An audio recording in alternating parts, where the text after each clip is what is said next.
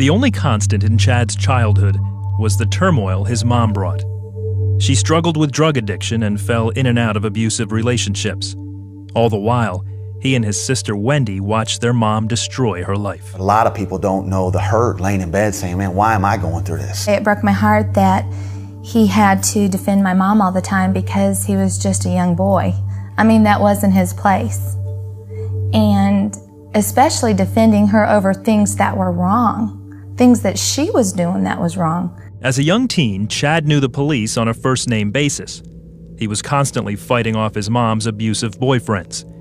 Yet one afternoon, the fight was more than his body could take. He had my mom up against the back wall of the living room with his fist clenched like this. He'd been beating on her. And I remember as he heard the door, he kind of looked over his left shoulder and locked eyes with me. And when he realized it was just the 14-year-old son, Chad, he kind of smirked at me, gave me a kind of disgusted smirk and laughed at me and finished what he was doing. As Chad stepped in to defend his mother, the man unleashed his anger on the helpless boy. And all I remember thinking is, man, I just want this to stop. I just hope it stops. The man beat Chad until his rage was satisfied.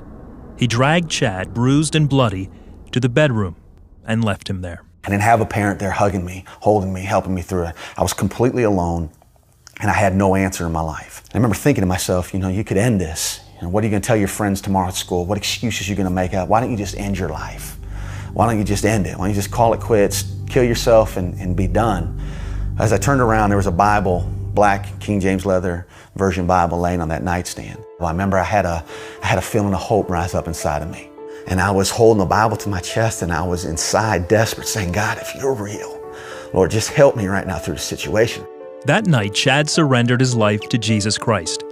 I said, Jesus, give me peace. I said, Jesus, give me peace. And within 15 minutes, I was sound asleep.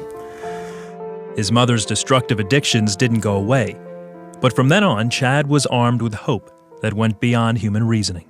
And when I had accepted Christ, I still battled real-life situations. The truth is, the only peace that I ever had in my life came from the Lord. And when I felt Him rescue me. With a new sense of purpose, Chad pursued his dream of playing basketball. He went on to play for the University of Pittsburgh. His junior year, Chad led Pittsburgh in scoring and rebounds. Began to realize that this dream that I had from it's about to be a reality. That this is really going to happen. Chad went on to play professional basketball in Spain, averaging nearly 20 points and 10 rebounds a game.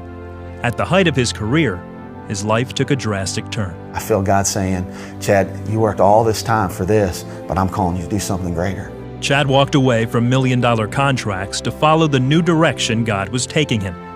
Chad started Inspire. As a motivational speaker, Chad shares with teens the greatest message of hope. It's really special to see that God can take something that people would say there's no way this can work. Your destined statistics say you're going to be another statistic. Wendy, you're going to be an alcoholic. Chad, you're going to be a drug addict. There's no way you're going to make it. And be able to see the hand of God restore those relationships to where it's healthy and God's able to move in our lives. Because of God's healing power, Chad and his wife Christy can raise their children in a home filled with the peace he found in Christ. And his sister Wendy, she's happily married and teaches her 3 girls at home. I cannot imagine where my brother would be, where I would be if we didn't have God. You got one life to live, and when I think that God could restore a situation like this and make it healthy and now be able to see that my children's life will be totally different than what I've experienced, it's only because of God and the restoration He's brought in our family.